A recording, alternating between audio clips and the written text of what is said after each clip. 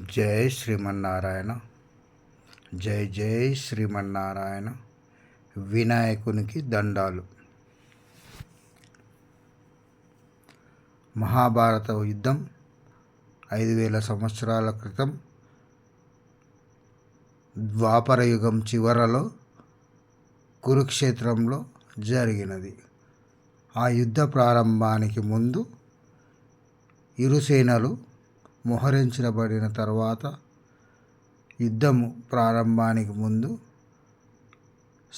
అర్జునుడికి కలిగిన అనుమానాల నివృత్తి కోసం శ్రీకృష్ణ భగవానుడు అర్జునునికి భగవద్గీత చెప్పాడు. ఈ యుద్ధం క్షేత్రంలో జరిగిన భగవద్గీతను సంజయుడు ధృతరాష్ట్రునికి అతని రాజభవనంలో వివరించాడు. ఎలా వివరించాడు? వ్యాస భగవానుడు సంజయుడికి దూరదృష్టి కలిగించే వరాన్ని ఇచ్చి అతడు యుద్ధంలో జరిగే ప్రతి విషయాన్ని గమనించే శక్తిని ప్రసాదిస్తాడు. ఆ శక్తి ద్వారా సంజయుడు అక్కడి జరిగే విషయాలను గమనించి వాటిని ధృతరాష్ట్రునికి వివరిస్తాడు.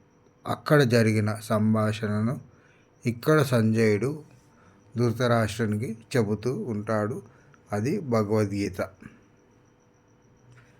ఈ విషయాలన్నీ యుద్ధం జరిగిన కాలంలో యుద్ధానికి ముందు మాత్రమే చెప్పబడినవి. వీటిని మనం గ్రహించి తెలుసుకుందాం. జై శ్రీమన్నారాయణ.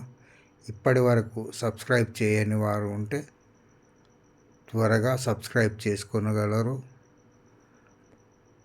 లైక్ చేయగలరు, కామెంట్ పెట్టగలరు. అలాగే మీ మిత్రులకు కూడా ఈ వీడియోని ఫార్వర్డ్ చేసి వారు కూడా తెలుసుకునే ప్రయత్నం చేయగలరు.